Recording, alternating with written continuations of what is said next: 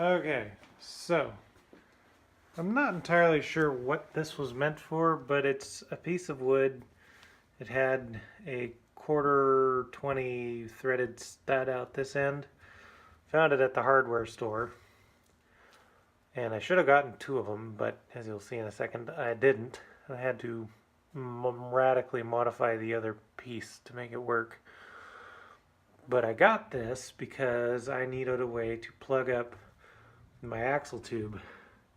So this is sort of a nice tapered cone-ish looking thing. So I'm going to shove it in this way into the left axle tube, and it fits quite snugly when I get it all the way in. Foot.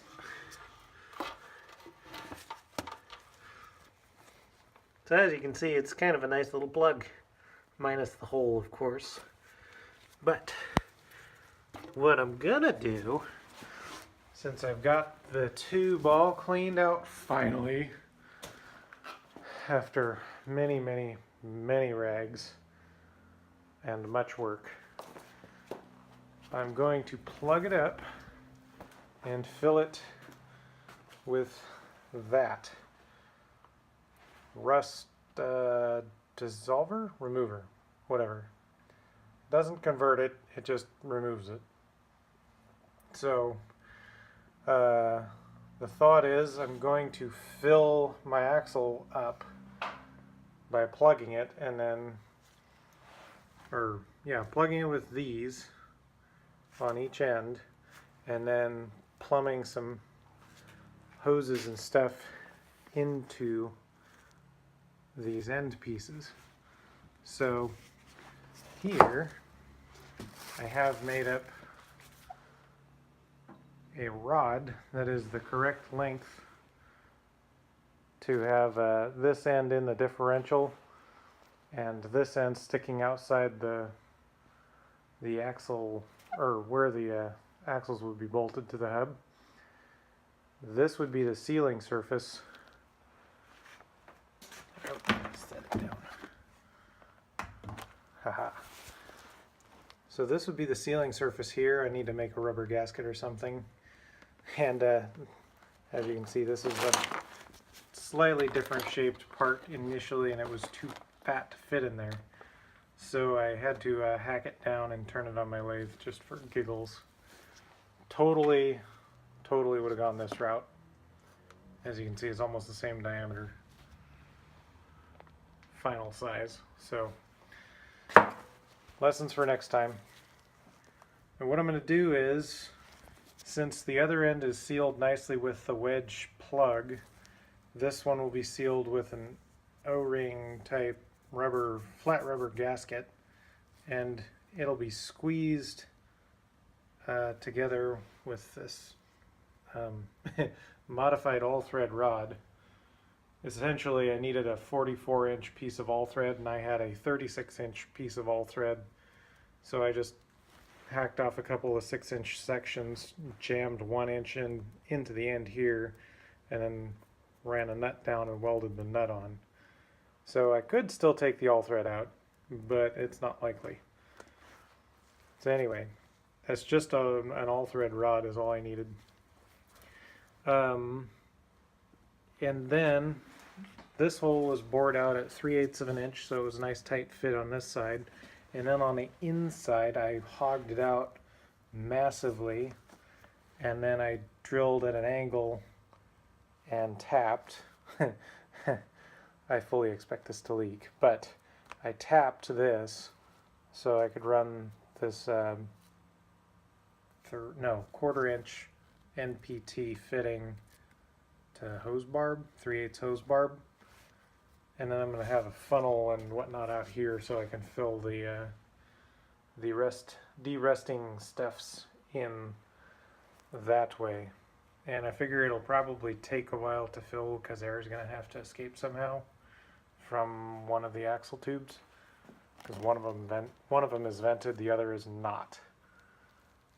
So the one that is not, I'll probably have to leave this whole assembly loose on the other end and keep pressure on this end. until it stops gurgling out the top or something. I don't know. I'll figure it out. But that's my plan. We'll see if it works. Alrighty. I'm just about ready to go. I took a black rubber glove and made a gasket. Poked a hole in the middle. Hopefully it's sort of lined up. This is the side of the axle that is vented, so it should fill easier than the other one. Also, I am planning on removing my hubs to repack my bearings because the oil again was nasty, and I don't want those bearings going out because they're a pain in the butt to replace. So I'm not concerned about having leakage from the axle tube into my hub, which I suspect will happen when I go to dismantle this. My hope is that I can just maybe loosen this a little bit and then rotate this around and drain it halfway or something, or maybe let the whole thing out the other end. Maybe. It is an experiment. So that end's plugged, and that end is plugged, I hope. That one I didn't put a gasket because I figured the wood would deform enough to seal the tube. So, moment of truth. I'll try it and find out. Well, I think I got it full, because now I'm leaking out my vent. Because I enlisted the help of a very sketchy lab quality funnel holder. So I'm hoping it's full. Should be. Maybe? Now there's probably some air across the top. Because the vent is located not centered on the axle. So I am expecting that right where I want this stuff to be applied is not actually being covered. So there is that. I'll have to think about that one. Meanwhile, it's moderately successful, because this is only dripping as there is head pressure up here. It drips faster when this thing is full. So it's only leaking there when it's got a sufficient, I don't know, back pressure. So, sweet. It works, sort of. Maybe. Problem solved. I just lifted up this corner of the truck, which has tilted the axle. Of course, I can't see it. Which has tilted the axle, so if I can imagine the water level in there, there should be a void somewhere up in there, but most of the rust was occurring over in that region of the tube. So I think that should be good. Maybe I'll try filling it one more time just for giggles, because I didn't use it all. And then I let it sit for time. 12 hours? I don't know. And then rinse with water. Alright, moment of truth. I'm gonna unplug it and see what happens, because this made a watery mess everywhere. Obviously it was leaking where I thought it wasn't, so I'll have to look into that. Not sure where it was leaking from, but regardless it's leaking, which means the part that I was trying to get covered in this stuff is probably not covered. So I'll take a peek and see if I do the other side. Well, upon initial inspection, it Let's see if I can get the phone in like this. This is the side that had the goop in it. And there's some wood left from when I was pounding on it. It's hard to tell in here with the light as it is. It looks very clean. It's all very silvery, very neat. I gotta run some rags down it. This is the side that's not yet been treated. And there's still surface rust on here. This is after I've run the Scotch-Brite pad through it, but not the rust remover. So I think I will definitely do this. It's a bit messy because, you know, it just gets everywhere. There's no good way to drain it. But I think it worked. So I'm definitely going to do the other side. Just not right now. And call it good. I guess I got to finish the instructions on the bottle, which say I have to rinse that with water and then coat it with something so it doesn't flash rust. So I'm going to do that real quick. Alright, so something I noticed after the fact is that I pulled the breather tube off of here, and this hole on this fitting was filled with rust and gunk from when I scrubbed out the axle. So I'm removing it. This is sort of not a banjo nut, but it's an awkward fitting because it's got an extra long set of threads to hold on this brake splitter thingy. I'm not sure what that is. Oh, that's the brake T. So yeah, this is a sort of a dual purpose thing here. I'm not sure why they did that, but I'm going to remove this and finish cleaning out the whole. Yeah, see? That nasty. In there's clean. But yeah, I'm going to clean that up and put it back in because that shouldn't look like that. Anyway, just thought I'd mention it since it's something I noticed. Alright, here's the true test. I'm going to put this part, now that I got it off, into my rust remover. I don't know. We'll see if that works. Well, I can't say that this was purely this stuff, because I just hit it with a wire wheel to clean up the gunk, but it did get a good majority of it off. It does say on the package to keep this above 60 or 65 degrees Fahrenheit. It definitely works better when it's warm, because I had better results even with a weak mixture, because this had already been run through the axle, so it's partially used before I put this in it. It works better still when it's warm and when this has been cleaned and scrubbed a little bit so that the this stuff gets down to the parent material quicker and has more areas to eat away at the rust. You can still see a little bit of it in the bottom of the threads here where the wire wheel couldn't get to. But not too bad, all in all. So this stuff is probably just about used up, but whatever. So to round out the cleaning, I have fashioned myself a long, tall, skinny bowl, i.e. it's a piece of 2-inch PVC, nominal, and I've put a cap at the end and strapped it very securely to a table so that I can de-rust my shafts.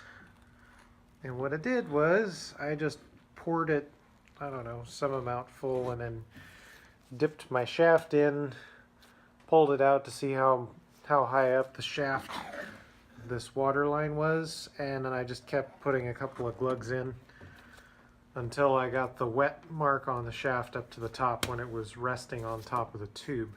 The shaft is shorter than the length of the tube, so that the end of the shaft is somewhere down around here. So that way I know it's fully submerged and getting treated. So I'll leave this one sit in here like this. This is my driver's side shaft, and I'll take my passenger side shaft and just treat the head. So I'll have the shaft up, and then this part will be in a bowl to get all this nastiness out of here, and then I'll paint them or something, just so it looks nice underneath the hubcaps. Yeah, that wasn't well thought out. Anyway, so that's the last bit of anti-corrosion treatment that I want to do to this, because these did have corrosion growing on them and it was still there when I pulled it out. And yeah, it definitely needed to be treated. So after this, there will be no more rusty parts inside the axle, because the axle itself will be clean, the two shafts will be clean, and the entire ring and pinion assembly will be replaced, because that was the point of the operation in the first place. And then I will repack my wheel bearings on either side, because those were brand new when I started. Okay, so I've cleaned it out with water. Yeah, much better. Oh yeah, there's the hole for the what's on the thingy, the breather. Yeah, that looks much nicer. No rust at all. Not sure what the discoloration is over here, but I just rinsed it with water, and I'm wanting to prevent any further rust from occurring in here. So what I'm gonna do is, now that I've got a bolt on the end of my extension, my drill driver extension, and I've zip tied a clean rag to it, and I'm gonna take some high temp wheel bearing grease, that stuff, very thin coat, just put a glob on the end of it and then spin it around and run it in and out a bunch, hope it coats everything. I'm primarily concerned about the top, because the bottom will be in an oil bath when it's all assembled, so we'll see how well this does. But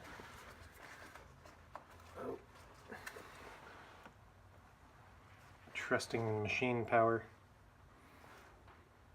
I don't know, maybe more.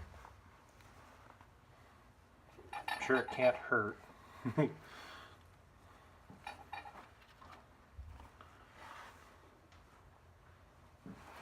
So yeah, we'll see how this goes. The goal being, of course, rust prevention, not lubrication. And I'd rather have grease inside the axle tube rather than some kind of rust preventative primer, for fear of the primer flaking off. So that's what I'm going to do. So it had occurred to me that yeah, the smarter thing to do, instead of putting it on the applicator directly, because most of it's squeezed off out there, is rather just put it on the inside of the tube. I should have thought of that. Oh well, I know now. There. Now we'll try it. Well, that's a little disconcerting. Perhaps I didn't get it fully clean before I did this. But I am reasonably certain it's all coated, which is great, because now I think it won't rust. I hope. We'll see. Well, this is awkward. So my original measurements for this rod length for the plug, so I could fill this thing with fluid, for the other side were, I don't know, somewhere in the 40s. obviously the right side is shorter than the left side. So, yeah. Because even if I pull out the extra slack as much as I could on this end, I don't think I can back it out, what, almost 2 inches back to here? Yeah. So, I guess next time I'll have to take that into consideration when I'm building my multi-purpose all-thread extender. That's such a bummer. Oh well. Guess I'll fix it and then move on.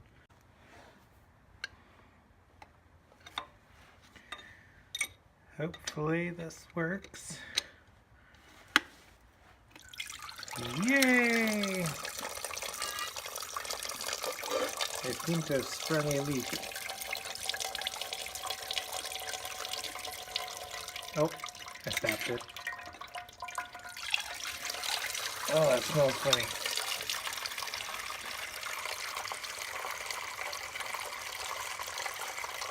Food grade capturing tray.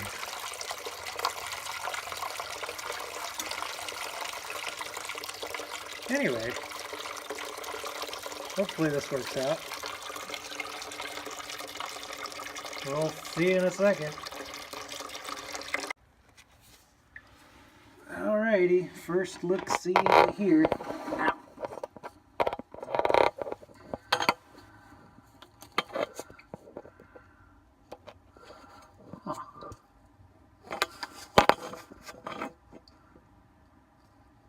Baby, focus. Focus. Bummer.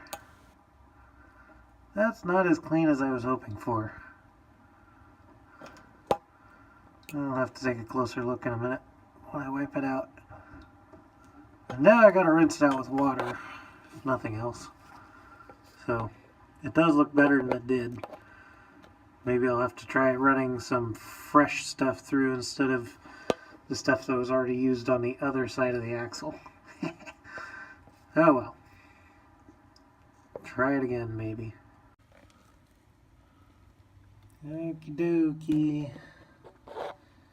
Ooh.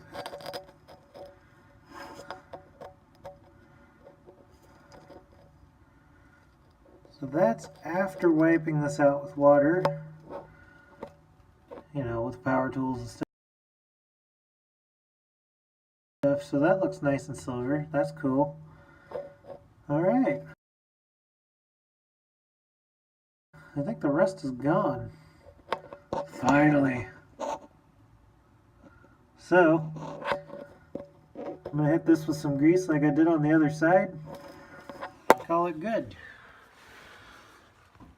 And what I did was I shoved a ton of paper towels in from the outside, in from here. So I shoved a bunch of paper towels in there. Big wad. And then I ran my extension in a bit with the power drill, and then I packed them back in on this side, pushed them back in that way to give them some pressure, and then I ran it some more with the power drill to really get all the water out of there from the rinse cycle that I had to do. And I think that's what got all the rest of the rust and the other grime and stuff. So yeah, that works pretty well, all said and told. So my final remarks regarding this plugging device that I created. What I found to work best out of all this nonsense is to have 2 of these. Well, this one started out as a long tapered conical piece, and I cut off this chunk here to make it work on the right side of the axle, which apparently has a shorter axle tube. And then I very crudely carved a chamfered this edge here with my chisel.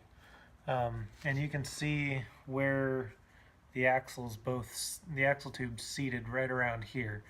So it was very intentional that I cut it off there after I knew where it was seating. And I would definitely get 2 of these in the future rather than one of these and the other, or one of the other kind, because I wound up cutting the other one down, as I showed earlier. What else? So when I assembled this the final time, on the right side, I thought about having leakage right through the threads, right around here, the first time I did it. So what I did to fix that is I wrapped a bunch of plumber's tape right around here. So as this wood piece was slid on, it went over the plumber's tape in its final position. It took a little guesswork to get it just right. But that way, when I drew it all tight, it was sealed in here and then again around here. So I didn't actually need any O-rings to seal up the threads on this side. And then on the other side, this was the side that's inside the differential housing itself, where the carrier would go. This is the side on the where the wheel hubs are. And on the second pass, I cut a little air channel here so that as I was filling fluid in here, it would go down, come out around the center of the threads. You can kind of see where I hogged out the hole there. It would fill up inside the axle tube over here and then allow the air to escape through this channel, and that worked really, really well. I also filled it with the truck, one corner lifted up as high as my jack could go to kind of tilt everything up this way. So that way it would put the air pocket up at the top of the system, right where the vent is. So that worked really, really well. And this makeshift gasket here is a black glove. I just kind of cut to fit. That was there was some minimal leakage on both ends, but I think it was more of the swelling through the wood. I also noticed that the wood is completely saturated with this de-ruster stuff. So I'm not sure what it is, but the wood soaked it up like massively. But yeah, this was a 1/4 pipe to 3/8 hose barb, and I just ran that out to El Cheapo funnel. This could be any setup you want, I suppose. But yeah, fun times.